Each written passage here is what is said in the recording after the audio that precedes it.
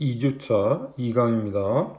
지난 시간에 이어서 지금 TOC하고 린의 그 차이점하고 유사점 이런 것들을 중심으로 살펴보고 있습니다. 궁극적인 목적은 지난번에 말씀드렸다시피 장점들만 뽑아내서 우리가 쓸 수 있으면 그게 최상이다 그런 말씀 드렸죠. 그러기 위해서는 우리가 분명하게 그 차이점하고 유사점 이런 것들을 알아야 될 필요가 있습니다. 자, 오늘 보게 될 거는 지난 시간에 우리가 이미 봤습니다만 생산 능력 균형화에 대한 접근법에서 이제 린하고 TOC 그 차이가 있었다 그랬죠? 그 다음에 학생 증후군과 파킨슨 법칙이 린의 경우에 좀 존재할 가능성이 좀 더 높다 그런 말씀 드렸고요. 자, 오늘 좀 굉장히 중요한 얘기인데 자재 투입을 위한 신호 전달 시스템의 차이라고 이렇게 제목이 붙어 있습니다만은 린에서는 신호 전달 시스템이요. 그러니까 왜 전달 시스템이 신호 전달 시스템이라는 건 이게 뭐냐면 일단 우리가 이제 시스템을 얘기를 할 때 그 이제 공정이 이런 식으로 흘러간다 그럽시다. 그러면은 사실 이제 풀 시스템 하에서 보면 풀 시스템이 뭐라고 그랬습니까? 예를 들면 여기서 이제 수요가 1단이 발생하면 마지막 단계에서 그걸 충족시키고 그 다음에 그 전 단계에서 이렇게 넘어와야 되죠. 넘어와야 되는데 그러면 여기서 예를 들면 여기서 한 단위가 이렇게 빠져나갔다는 걸 알려줘야 되잖아요. 이쪽에다 그죠? 알려줘야 되는데 그래야만 이제 보충이 이루어지죠. 보충이 이루어지는데 이 알려주는 거예요. 알려주는 신호 전달 시스템. 요게 이제 차이가 있다는 거예요. TOC하고 린에서.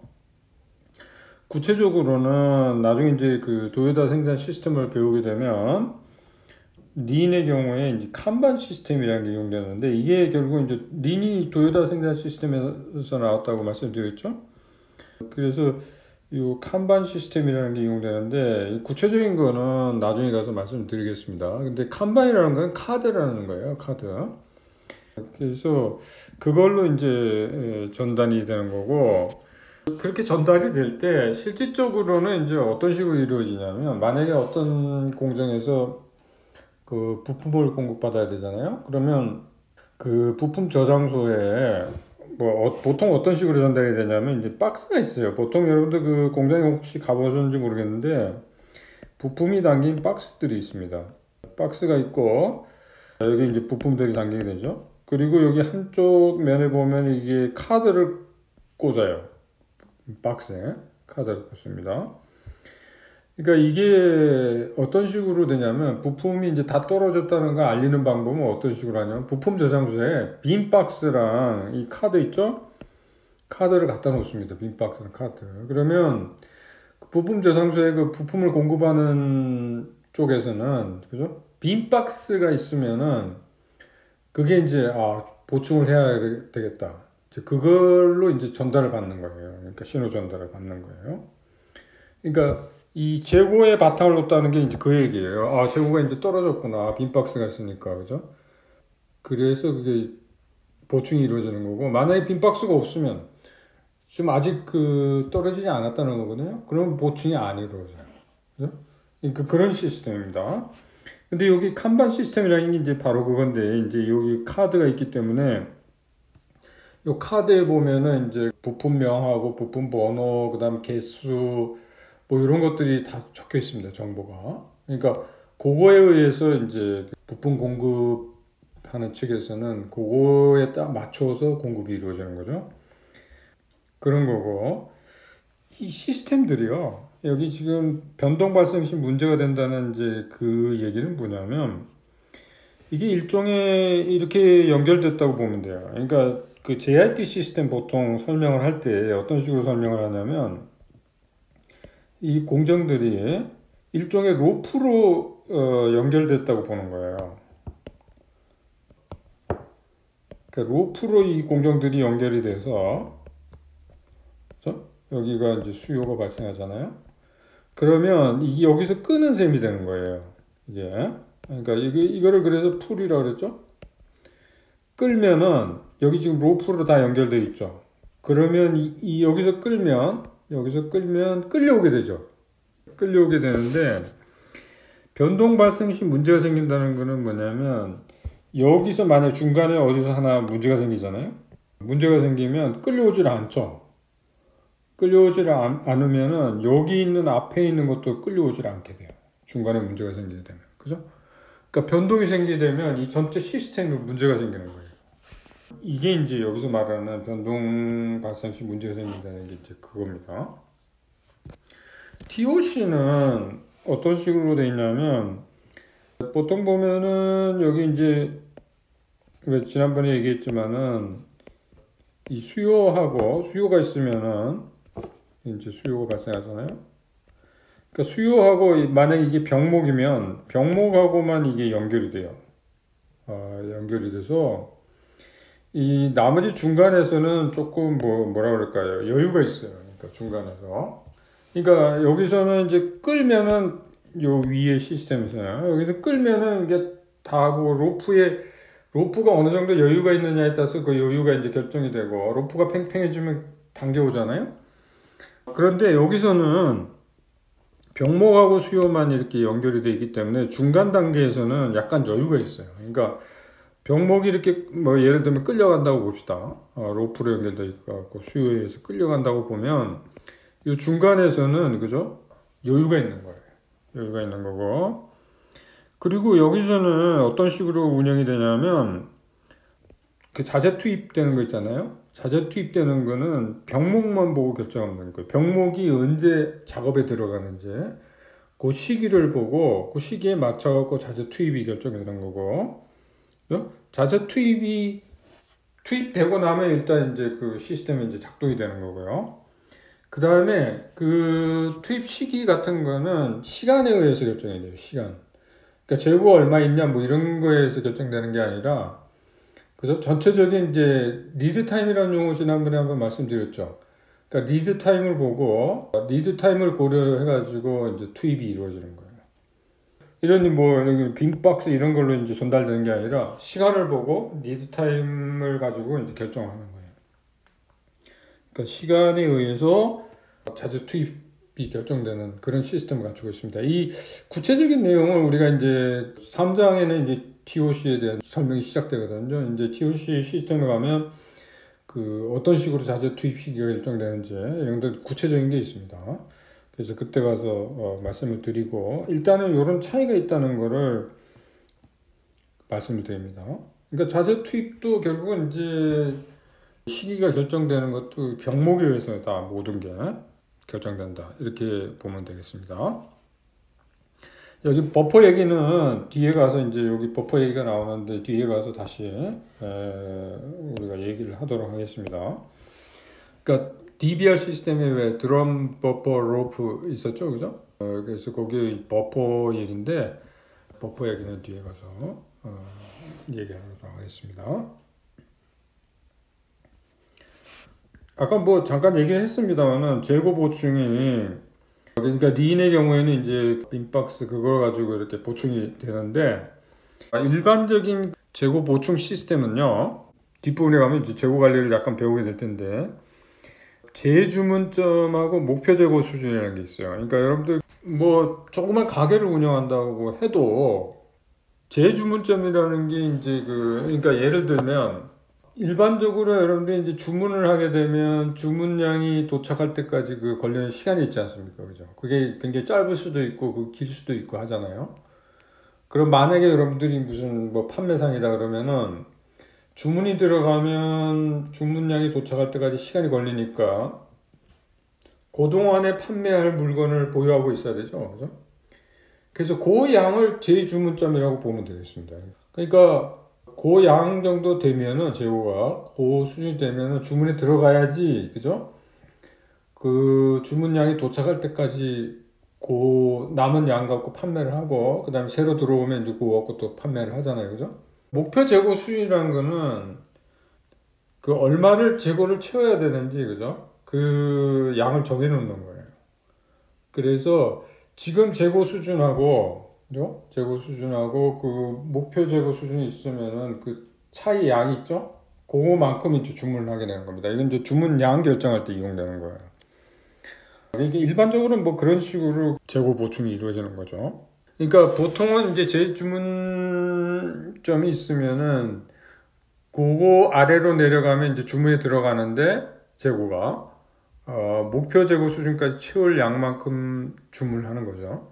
그러면 일정 기간 후에 이제 그 주문량이 도착하잖아요. 그러면은 그거 가지고 또 판매를 하다가 또 재고 수준이 예를 들면 재주문점 아래로 떨어지게 되면 다시 주문이 들어가고 목표 재고 수준을까지 채울 만큼만 주문을 하는 거죠. 뭐 여러 가지 다른 방법들도 있습니다. 이 주문할 때 그냥 그 일정 양을 그냥 주문하는 방법도 있고요. 여러 가지 그 재고 관리 시스템은 우리가 뒷부분에 가면 배울 테니까 그때 가서 다시 말씀을 드리도록 하겠습니다. 그래서 일단은 린에서는 이제 재고 수준, 그죠? 재고 수준 그걸 보고 결정하는 그런 시스템이에요. TOC는 그러니까 아까도 얘기했지만은 시간이 중심이에요. 시간은. 그래서 주문 시기도 이렇게 정기적으로 보통 이렇게 주문을 하는 그런 시스템이고요. 시기적으로. 그러니까 뭐 한 달에 한 번 뭐 이런 식으로 보통 그런 식으로 되는 거고.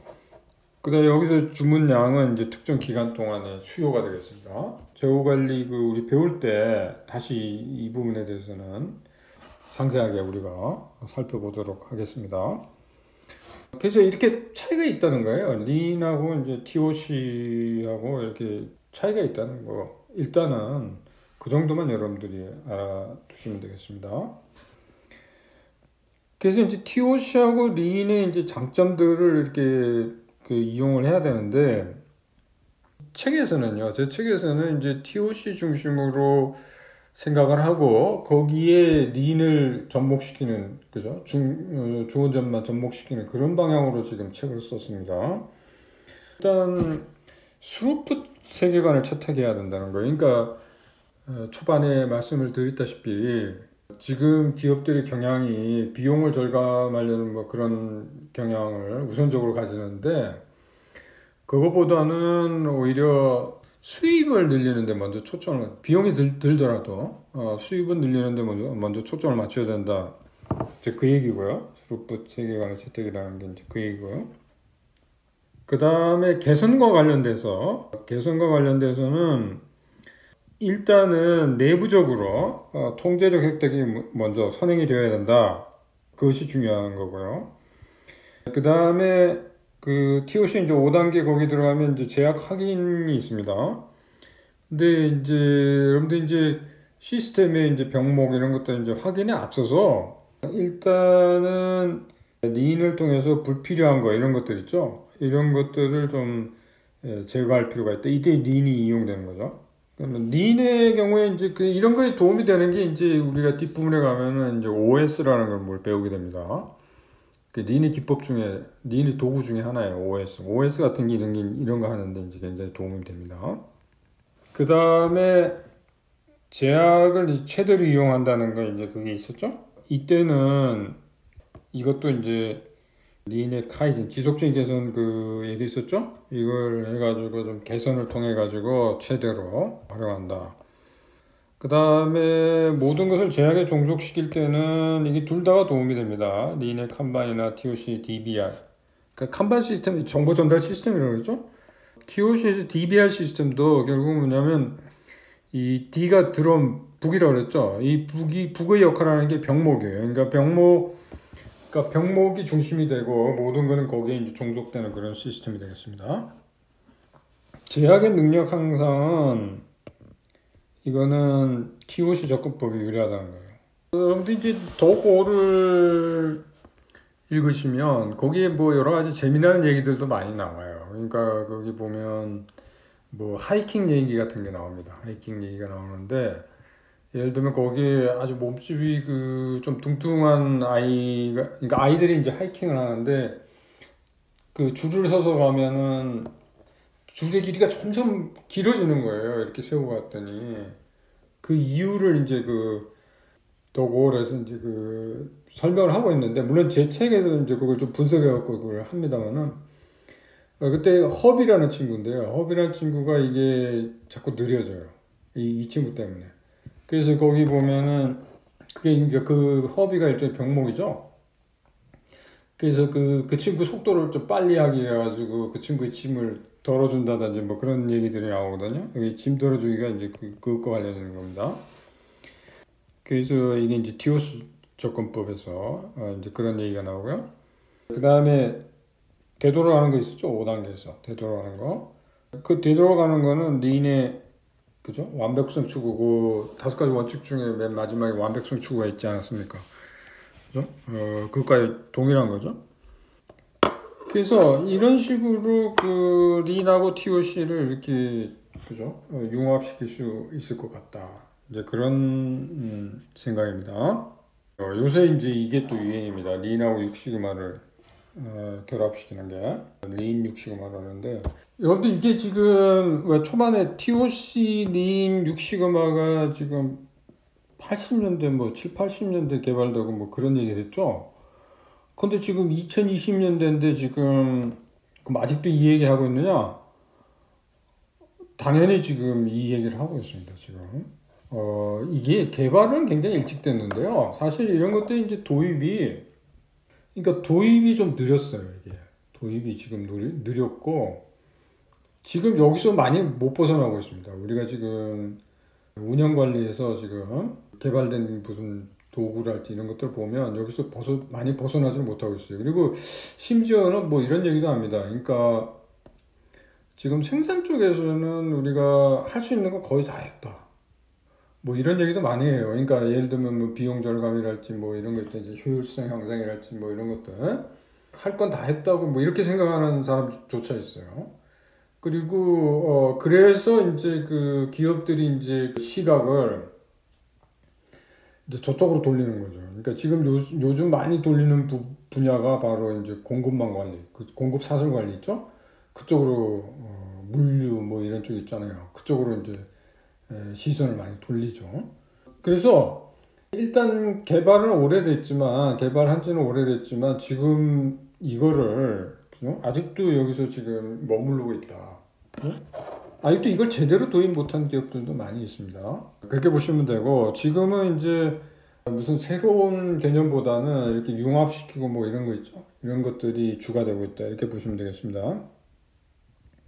그래서 요즘 나오는 개념 중에 린 육시그마라는 게 있어요. 그러니까 이 따로따로 있는 개념이었다가 이제 합쳐진 거죠. 그래서 린하고 육시그마는 이제 합친 개념인데, 린은 뭐 낭비 요소 제거 얘기는 했죠. 그 다음에 육시그마는 왜 프로젝트 베이스로 문제 해결한다 그러지 않았습니까? 그래서 그 두 가지를 묶었다 이렇게 보시면 되겠고, 그래서 린이 육시그마를 이제 촉진하는 걸로 이렇게 보면 되겠고요. 아까 얘기한 그 OS 있죠? 이게 굉장히 유용한 기법이거든요. 그래서 이 린의 OS를 실행하고 그 다음에 육시그마 추진한다. 그러니까 육시그마를 추진하는 게 아까도 얘기했지만 프로젝트 베이스로 이제 이거를 문제를 개선을 하는데, 문제를 좀 분명하게 하기 위해서는 그죠? 일단 무슨 좀 정리를 할 필요가 있어요.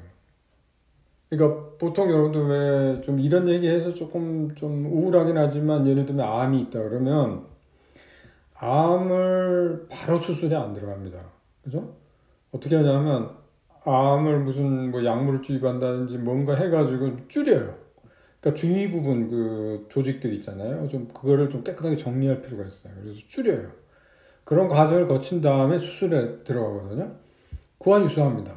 이것도 역시 어떤 문제가 있으면 아직 그 문제가 클리어하지가 않아요. 그러면 어떻게 하냐면 린의 그 OS 있죠? OS 이거를 적용해서 좀 문제를 좀 정리를 한 다음에, 그러면 문제가 이제 더 명확해지죠. 그러면 육시그마를 도입을 해서 문제를 프로젝트 베이스로 해결을 하는 방법을 찾으면 되겠습니다. 결국은 이제 린 육시그마를 적용했을 때 그때의 그 혜택이랄까요? 이거를 보면 뭐 여러 가지 이제 좋은 점이 많이 있죠. 프로세스가 간결화돼서 효율성 증대가 되고요. 그래서 결국은 수입 증대로 이어지고, 프로세스 낭비 요소 제거로 비용이 감소되고 효율성 증대로 고객 만족이 제고되고 그 다음에 참여를 통한 종업원들, 직원들의 주인의식과 책임의식이 개발된다. 이런 혜택들을 우리가 기대해 볼 수 있겠습니다. 자, 그러면 본격적으로 먼저 TOC에 대해서 살펴보도록 하겠습니다. TOC가 끝나면 그 다음에 Lean, 그 다음에 6시그마 이런 순으로 우리가 살펴보도록 그렇게 하도록 하겠습니다.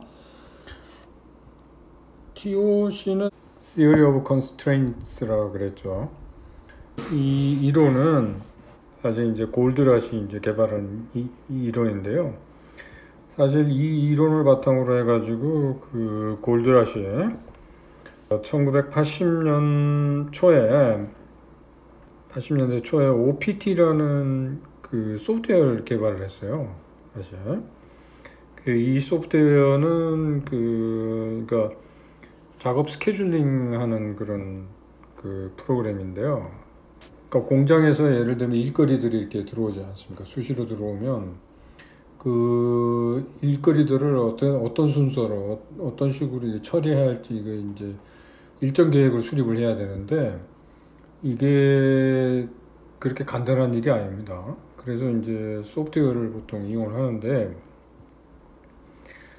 그래서 그 골드라시 만든 프로그램이 OPT라고 이렇게 이제 프로그램을 만들었는데 이 프로그램의 이제 핵심은 두 가지입니다. 하나는 모든 프로세스에는 하나 이상의 병목이 있고 이러한 병목으로 인해서 프로세스의 아웃풋에 제약을 받게 되는데 그래서 이걸 해결하기 위해서는 병목을 최대한 이용하는 데 초점을 맞추고 우선적으로 그 다음에 비병목 자원을 그에 맞추어 일정 계획을 수립해야 한다는 게 이제 그 핵심이에요. 그래서 이 프로그램이 이제 만들어지고 이게 이제 그 판매가 이루어졌는데 이렇게 성공하지 못했습니다.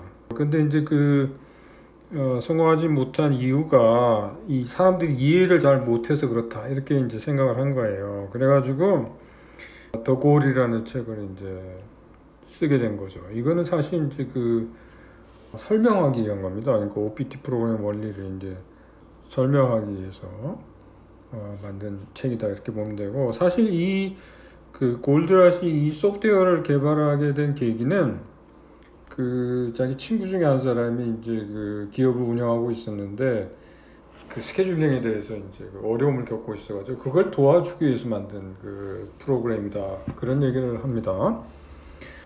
사실 이제 골드라시 그 책을 굉장히 여러 권 썼습니다. 여러 권 써서 오늘 얘기한 그 크리티컬 체인 그것도 사실 그 소설책이 있어요. 거기에 대한 거. 그 다음에 물리에 대한 그 소설책도 있고요. 그러니까 여러 가지가 있습니다. 한 7, 8권 되나요? 그러니까 그런 식으로 책들이 있습니다. 혹시 여러분들 더골 읽고 좀 재미를 느끼셨다면 다른 책들도 여러분들이 읽어보기를 권합니다. 그러니까 Theory of Constance의 원칙 크게 4가지가 있는데요. 그 4가지에 대해서 한번 살펴보도록 하겠습니다. 물론 이제 그 TOC 이론이 적용된 기법도 있잖아요. 도구들 왜 지난 시간에 얘기했지만은 그 DBR 시스템이랄지 뭐 크리티컬 체인 그다음에 스루풋 회계 시스템 뭐 그 얘기했죠.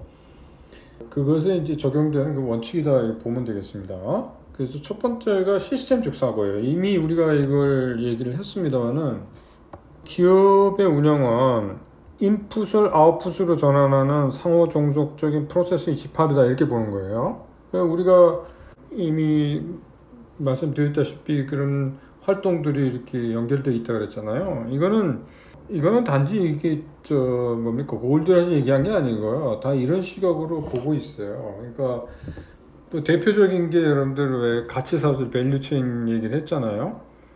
그래서 그런 프로세스들이 이렇게 그죠? 연결돼서 결국은 가치사슬에 가면은 그죠? 주활동, 기업의 주활동들이 이렇게 연결이 돼서 결국은 그것이 이제 마진을 창출하는 그런 거다는 거죠.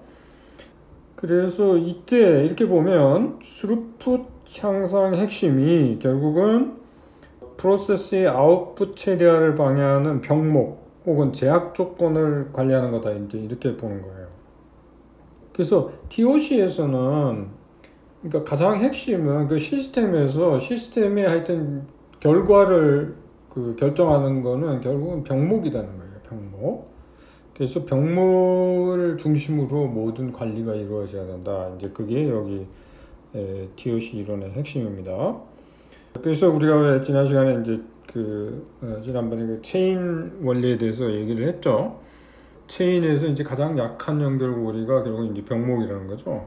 그래서 그 병목을 이제 강화해야지만 전체 체인의 강도가 높아진다. 그 얘기를 했습니다.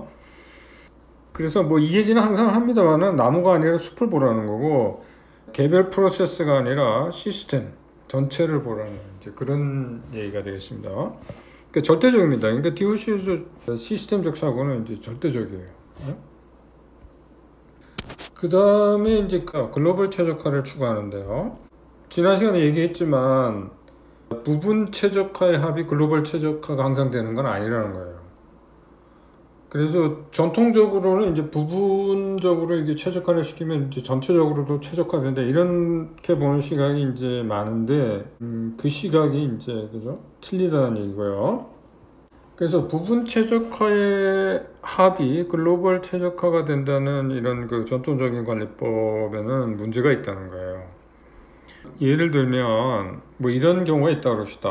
어느 한 부분에서 비용이 A만큼 증가하면 다른 부분에서는 그 2배만큼 비용이 감소한다고 합시다. 그러면 이 전체적으로는 비용이 감소하는 셈이죠. 근데 이거를 부분 최적화를 추구를 하게 되면 그러면 이렇게 손해보는 예를 들면 비용이 이제 증가하는 부서에서는 이걸 안 하려고 그러겠죠. 왜냐하면 자기네 실적에 문제가 생기지 않습니까? 그래서 결국은 이런 글로벌 최적화를 위해서는 글로벌 최적화를 중심으로 하는 그 측정치 이런 것들이 필요하다는 거예요. 그러니까 불이익을 보는 그런 부서들이 그런 걱정하지 않고 회사 전체를 위해서 일을 할 수 있는 그죠? 그런 분위기를 조성하는 차원에서라도 글로벌 최적화를 위한 측정치가 필요하다는 겁니다. 자, 그 다음에 그 스루풋 회계 시스템 얘기가 나왔는데 이게 이제 여러분들한테 이게 무슨 회계 시스템에 대해서 저도 뭐 회계 시스템 그렇게 전문가는 아닙니다만은 여러분들한테 그 회계 시스템에 대해서 이렇게 뭐 강조할 그런 생각은 없습니다. 근데 이게 이제 왜 그러냐면 글로벌 최적화에다 이것도 초점을 맞춘 거예요. 결국은 스루풋 회계 시스템이라는 게 일반적으로 여러분들 이제 회계학의 이해나 회계학의 원리 뭐 이런 데서 배우는 회계 시스템은 거기 뭐 몇 가지 좀 문제점이 있다는 거예요. 예를 들면은 뭐 간접비 할당 문제가 있는데요. 예를 들면 여러분들이 어느 공장에서 제품 A, B, C를 생산한다고 합시다. 그럼 여러분들 제품 A, B, C의 이제 원가 계산할 때요. 원가 계산할 때 예를 들면 그 공장 매니저의 그 월급 같은 거 한번 생각해 보세요. 그 월급을 이렇게 제품 A, B, C에다가 배분을 해야 될 거 아닙니까? 그죠? 근데 그거를 할당하는데 어떻게 할당할지가 문제가 된다는 거예요. 그래서 뭐 여러 가지 이제 또 뭐 각종 방법들이 나와 있습니다. 그걸 어떻게 할당할 건지 이제 그런 게 있는데 그런 그 할당 기준이라는 것이 그것 자체도 조금 문제가 될 수 있다는 그런 거예요. 그래서 예를 들면은 이런 거예요. 예를 들면 프로세스가 여러 개 있지 않습니까? 그러면 그 프로세스별로 효율성에 초점을 맞추게 되면 그 프로세스별로 최대로 자기는 실적이 있으니까 그걸 산출하는 동기가 있고요. 그렇게 되면 공정중 재고가 발생한다는 건데 예를 들면 그런 겁니다. 예를 들면 첫 시간에 제가 그런 얘기 한 적이 있어요. 예를 들면 공정들이 여러 개 있는데 어느 공정에 로봇을 도입을 한다. 그러면 그 공정은 굉장히 그 효율성이 높아질 겁니다. 그죠? 그리고 그 공정별로 평가를 한다면 하여튼 최대한 많이 운영을 하려고 그럴 거예요. 그렇게 되면 그 다음 단계로 그걸 만들면 그 다음 단계로 넘기게 되면 그 다음 단계에서는 그 로봇 도입한 그 공정만큼 빠르지가 않잖아요. 그러면 거기에 재고가 계속 쌓이게 됩니다. 공정중 재고라는 게 계속 쌓이게 돼요. 그런 문제들이 생길 수가 있다는 거예요.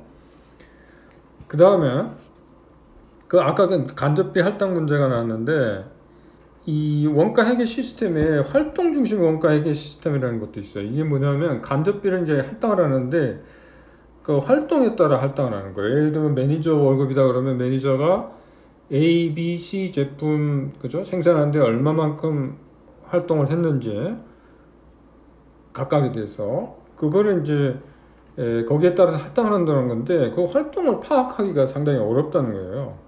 그리고 또한 할당 기준을 잘못 선택하면 또 나쁜 결과를 초래할 수도 있습니다. 그러니까 예를 들면 구매 비용 같은 경우에 구매 요청 횟수에 따라 할당을 한다. 그러면은 구매 요청 횟수가 많아지면은 구매 비용이 많아지는 거 아닙니까? 그죠? 많아지니까 구매 비용이 많아진다는 건 불리하잖아요. 그래서 어떻게 하냐면 구매 요청 횟수를 줄이는 겁니다. 구매 비용을 작게 만들기 위해서. 그러면 구매를 자주 안 하게 되고, 그죠? 횟수를 줄이게 되죠. 그러면 횟수를 줄인다는 얘기는 뭐냐면 한 번에 구매량이 많아지는 거예요. 그러면 한 번에 구매량이 많아진다는 건 뭐냐면 재고 비용이 그만큼 증가한다는 거예요. 이런 문제들이 생길 수 있다는 겁니다. 그래서 스루퍼트 회계 시스템에서는 이제 그런 식으로 안 합니다. 그래서 뭐 간접비 할당이라든지 이런 문제들이 없고요. 그 다음에 왜 프로세스별로 뭘 안 한다 그랬잖아요. 그러니까 우리가 보통 여러분들 왜 부가가치란 말 들어봤죠? 지금 시스템에서 회계 시스템에서 부가가치가 우리가 이용이 되는데 그 부가가치라는 개념은 뭐냐면 이게 개별 프로세스별로 가치가 얼마나 더해지는지 이거를 산출하는 거거든요. 그렇게 되면 이제 그 프로세스별 평가가 이루어지잖아요. 그래서 그 부가가치라는 개념을 아예 스루프 회계 시스템에서는 사용하지를 않습니다. 그러니까 그런 것들이 달라요. 그러니까 스루프 회계 시스템에서는 이제 변동비만 고려한다는 거고요. 뭐 여러분들 이거 자세하게 몰라도 좋습니다.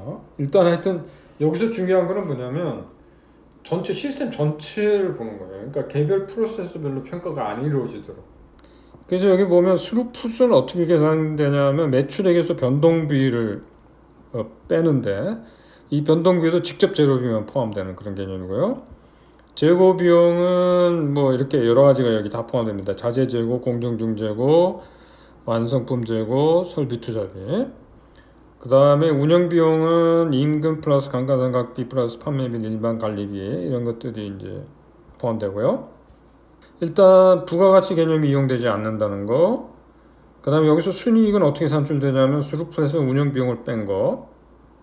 그 다음에 투자 수익률은 재고 비용분의 순이익, 재고 회전율은 재고 비용분의 스루풋, 생산성은 운영 비용분의 스루풋 이런 식으로 이제 계산이 됩니다. 여기 회계 시스템에 대해서는 제가 그렇게 강조는 하지 않겠습니다. 여러분들 아마 회계학에 대해서 뭐 그렇게 전문적이지 않을 거기 때문에 일단은 중요한 거는 뭐냐면 일단 이런 회계 시스템이 시스템 전체를 평가하는 그런 시스템이다. 그렇게 보면 되겠습니다. 그 다음에 왜 우리 그 흐름 균형화에 대해서 얘기를 쭉 해왔죠. 그래서 왜 리인에서 말하는 이제 생산 능력 균형화랑 다르다 그랬죠, 그죠? 생산 능력 균형화는 모든 프로세스의 그 생산 능력 있잖아요. 이걸 일정하게 맞춘다 그랬죠. 그래서 생산 능력을 맞출 때 이용하는 개념이 이제 탁투 타임이라는 그 개념이 이용된다 이제 그 얘기를 했고요. 그 이상의 능력들은 제거 대상이 됩니다. 왜 그러냐면 낭비라고 생각되기 때문에. 근데 이제 문제가 뭐냐면 생산 능력 균형화의 문제점은 뭐냐면 변동이 있을 경우에 이제 그 흐름에 문제가 생긴다는 이제 그런 문제가 발생합니다. 그래서 여기서 그 TOC에서는 그래서 여기서 강조하는 거는 흐름 균형화를 강조하는데요. 흐름 균형화는 병목하고 시장 수요만 일치시켜요. 나머지 것들은 비병목에서는 오히려 여유 생산 능력을 가지는 걸 추천을 합니다. 왜 그러냐면 이게 이제 변동성 생겼을 때 그게 대처 능력이 뛰어나기 때문입니다. 그래서 비병목 같은 경우에는 이제 초과 생산 능력을 제거하지 않는다. 그게 이제 특징이 되겠습니다. 그리고 말씀드렸다시피 시스템 개선 5단계가 있다고 그랬죠? 이거 다시 한 번만 보고 오늘 수업을 마치도록 합시다. 그래서 첫 번째는 시스템 제약 조건 확인. 제약이랑 병목에 대해서는 나중에 다시 얘기를 하겠습니다.만 거의 뭐 그죠? 혼용돼서 사용된다 이제 그 얘기 했죠. 그 다음에 두 번째는 제약 조건을 이제 최대로 활용하는 방법을 찾아야 된다. 그죠? 그러니까 여러분들 제가 말씀드렸다시피 여러분들 도구를 읽을 때 이런 것들을 좀 생각하면서 읽기를 바랍니다. 세 번째는 모든 거를 이제 그 제약에다가 그죠? 종속을 시켜야 된다. 그 얘기를 했죠. 병목에다가. 그죠? 특히 비병목 이런 것들을 이제 거기다가 종속시켜야 된다. 그 종속시킨다는 얘기는 그냥 병목의 스케줄에 맞추는 거예요. 그러니까 모든 걸. 그 다음에 네 번째는 이제 제약 조건 능력을 향상시키고요. 다섯 번째는 이제 제약이 해결되고 나면 또 다른 제약이 나타나게 된다는 거죠. 그래서 다시 이제 1번으로 돌아간다. 이제 그 얘기가 되겠습니다. 자, 그러면 오늘 수업은 여기서 마치도록 하겠습니다.